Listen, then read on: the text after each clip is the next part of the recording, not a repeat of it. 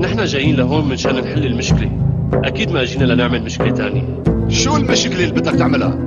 إذا بتكون سكين ما بتجرح غير حالك. الدولة قلعتك وما عاد إلك فيها شيء.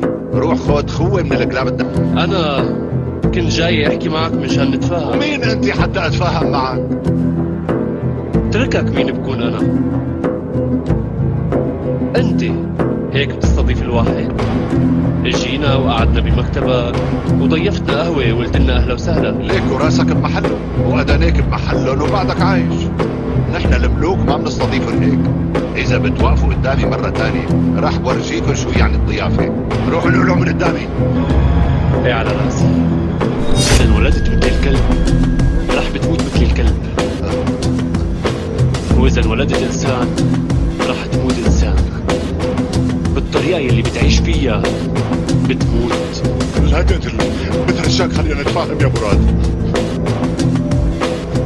الحياة شغلة ما بتستاهل إنك تترجى من شانها.